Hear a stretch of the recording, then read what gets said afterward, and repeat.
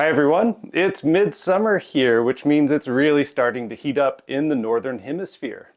It's also a good time to start thinking about how to manage the heat as a cyclist. Now for us long distance cyclists, this can be especially problematic since we need to spend so long out in that heat.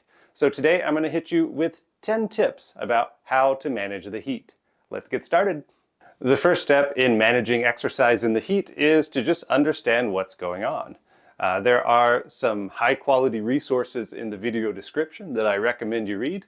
They go into a bit more detail than what this video will be able to do. But in short, we have this problem of heat in versus heat out. And we have personal factors and environmental factors that play into that. So as far as producing heat goes, we produce heat with our bodies, and that amount grows greatly when we're doing exercise. We can also absorb heat from the environment, which is best described by the wet bulb globe temperature, which factors in temperature, humidity, solar radiation, and wind speed to estimate how much stress the environment is giving on our bodies. As far as heat out goes, we have respiration with breathing and also perspiration with sweat to help cool us down. We also have external factors for cooling, like being in the air conditioning for a bit, having an ice bottle down our shirt, or just things like the wind blowing. The environment can help us with that too. When we combine all of those things together, we have our general level of heat stress. And this is what we really have to deal with, and this is where our problems come from. As our heat stress grows, we start off with feelings of discomfort, which eventually grow into heat illness. And these can be described and categorized in a few ways, but here I'll describe it into three basic categories. First, we have heat stress and just a general heat response. Heavy sweating, a little bit of swelling in the hands and feet especially, perhaps a heat rash on the skin, heat cramps, mild dizziness, even a headache. This is often accompanied by mild dehydration, elevated heart rate, and also reduced performance through reduced VO2 max. Often this kind of basic heat stress and a heat response can be recovered in about 24 hours just with general care. Above that level we have heat exhaustion, which carries more severe forms of all of those ailments, but also includes things like malaise, nausea, perhaps vomiting, excessive fatigue, and elevated body temperature. If you experience heat exhaustion, which I have before, you might be sensitive to heat for up to a week after you have finished your activity. Now, one level above that is actual heat stroke.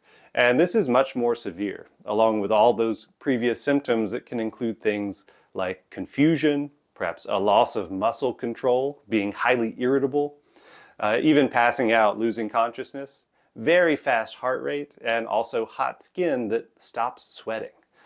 This can have severe long-term effects and even death. So with that spectrum of heat illness, we can better assess how we're doing during activities and hopefully better manage how we're feeling.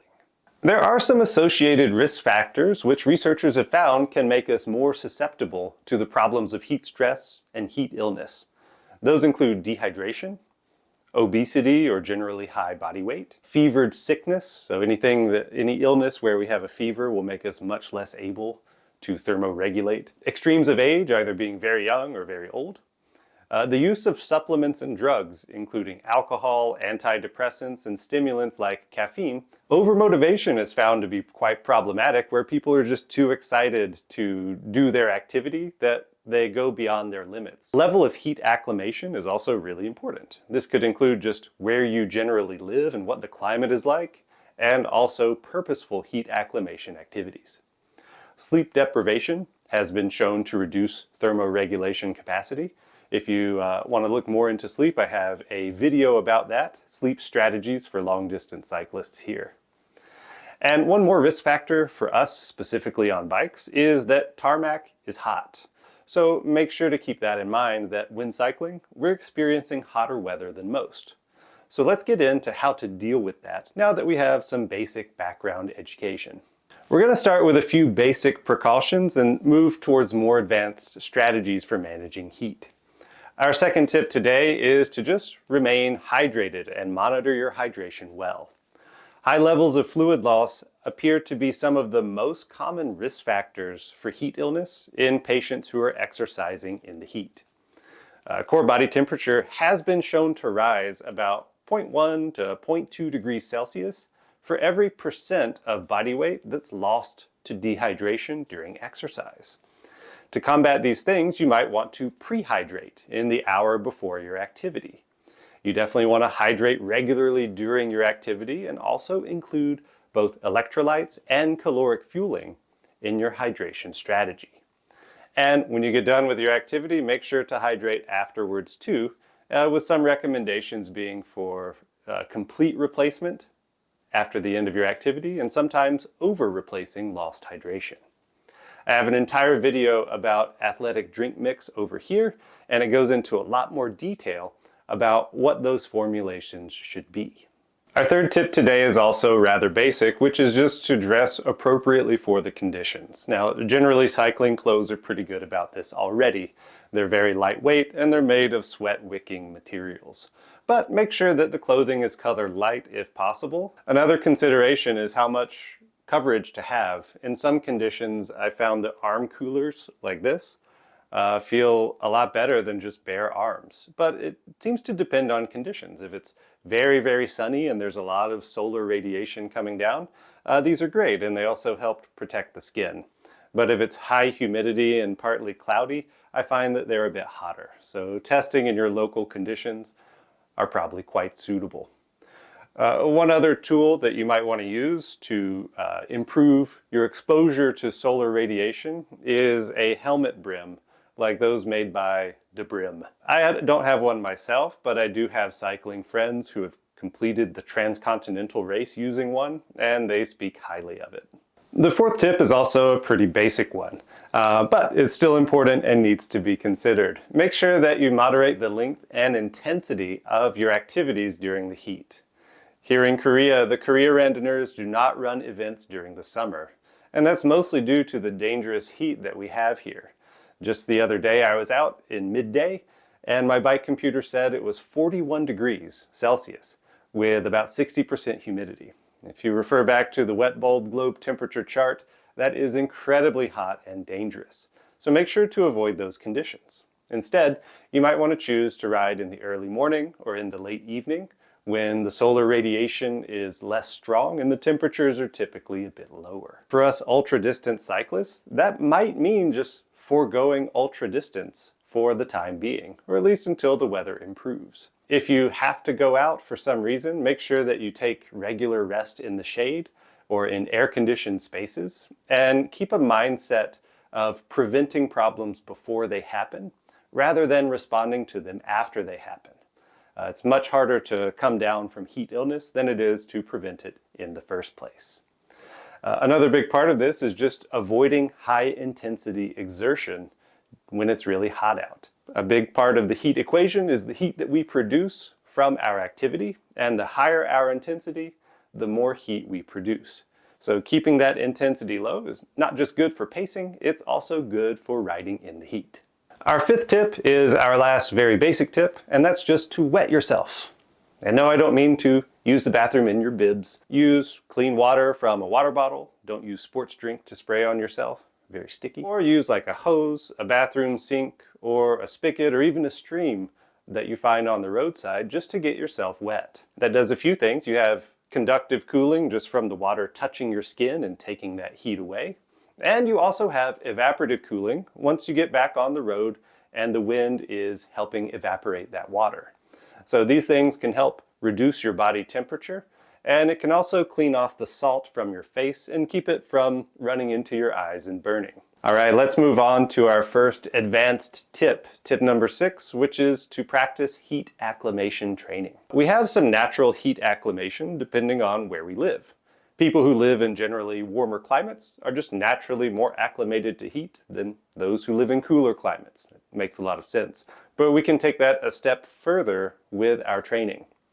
If we practice a gradual increase in exposure to heat with exercise, we can build more tolerance. Various outdoor work and athletic organizations suggest or even sometimes require at least 1 week before full participation in their activities is allowed. Others suggest enhancements continue up to 2 weeks after the start of acclimation training. It's been found that heat acclimation training can improve performance, improve comfort, sweating, skin blood flow responses, plasma volume expansion, and from those, it can improve cardiovascular stability and fluid electrolyte balance. That's a lot of benefits from what some people recommend, about 30 minutes of moderate intensity per day for 1 to 2 weeks, or about an hour of low intensity exercise per day for that same 1 to 2 weeks for heat acclimation to be effective. When attempting to practice with heat acclimation though, be really careful, especially if it's like early to mid-spring and you have a heat wave. That drastic change from cool weather to hot weather can be a real shock to the system. The North American Home Builders Association found that about 3/4 of the deaths that their workers experience from heat happen in their first week of work. So shocking your system with long bouts of exercise in the heat is potentially quite dangerous. Tip number 7 is to always wear a heart rate strap or heart rate monitor when exercising in the heat. One of the big difficulties and challenges with hot exercise is the extra strain that it puts on your cardiovascular system. It's been found that resting heart rate drastically increases with raised core body temperatures, with the rule of thumb being about 10 beats per minute per degree Celsius of core body temperature increase. Some estimates suggest around 1 beat per minute per degree Celsius of ambient temperature over 24 degrees Celsius during submaximal exercise like we do with long distance cycling. The reason for this is in endurance exercise, demands of high body temperature require increased skin blood flow, but also increased blood flow to activate the muscles. These two things are in conflict with each other, so the heart actually experiences a lot more demand from the body when exercising in the heat. This compounds with the effects of dehydration, reduced blood plasma volume, and lost electrolytes, and all of this work to stress the heart. So make sure that you're always monitoring your heart rate during hot exercise. Tip number 8 is to use very low gearing even on your road bike. This allows us to minimize the required intensity on climbs. By using low gearing, we can self-select our intensity and avoid overdoing it, going into the red, both for our endurance and for our heat capacity. This is especially important on climbs, since on climbs, they're done really slowly, so we don't really get any benefit from a breeze. Tip number 9 is the benefits of ice and cool drinks. At the basic level, drinking a cool sports drink is just more delicious and easier to do than if it's hot. It tastes better, so we're more likely to have adequate hydration if we keep it cool. Using insulated bottles like this Camelback Podium, if it's filled with ice and then sports drink, it'll stay cool for about an hour and a half or 2 hours in the heat. The possible benefits of cold drinks as far as total cooling the body are not fully realized because our body does compensate a little bit by adjusting its thermoregulatory systems when we're drinking cold stuff. But overall, it still has a net benefit. The other use is ice bottles like this. They sell these at convenience stores here in Korea, so hopefully in your area you can buy them too. But with ice bottles like this, either from your home or from the convenience store, you can put them in your shirt or in your jersey pocket, and they'll directly cool your skin. Similarly, your body will respond and maybe reduce its thermoregulatory response, but overall it is a big net benefit to have things like these ice bottles. Now, if you're going to be putting ice bottles or cold bottles down your shirt, sometimes they fall out the bottom. This is where a skin suit can be really valuable. I've done a video on skin suits here. Overall, I think they're pretty great, and putting cold bottles down them is just another reason why. Now, lastly, one other benefit of ice and a way we can really get maximum potential from them is actually from slushies. If we're drinking an ice slushy mixture, because it has to transition from solid to liquid inside of our bodies, that actually absorbs more heat energy than just drinking cold water alone. Building on that idea of the ice slushy or the ice slurry, We can move on to advanced tip and tip number 10, which is pre-cooling. We can see professional cyclists do this on the sidelines before a stage race, where they're often wearing a cooling vest. The reason they do this, rather than like an ice bath, is because it cools down the core temperature without cooling down the important muscles that need to be warm. Now for us, if we don't have a professional cooling vest, we can just use simple ice packs like this, placed strategically on our torso. On top of this, we've seen with like the hour record attempt recently, that the athlete for that was eating a bunch of ice beforehand. And so by doing these things, eating some ice slushy at your house, using cooling packs before you go for your activity, you can pre-cool your body a little bit, which will increase your performance, and that heat stress that we accumulate over time will have a lower base starting level, and it should have really positive impacts. All right, that mostly finishes up our video. Those are 10 tips to deal with the heat. Make sure to get educated. Do those basic things first. Those are most important. And once you get those taken care of, you can attempt and test and play with some of those more advanced skills. I'll hit you with a few bonus tips too. Short haircut, I found it feels a lot cooler when out on the bike. Research also says to manage your weight. As mentioned earlier, high BMI and obesity are linked to higher effects of heat stress. One more thing that I found in research is that high-level top athletes are just better able to manage heat generally, even without heat training. So be an excellent athlete, lower your body weight, and if you're unable to do those things, well, just join me and be careful about the heat. Stay safe out there, everyone, and see you in the next video.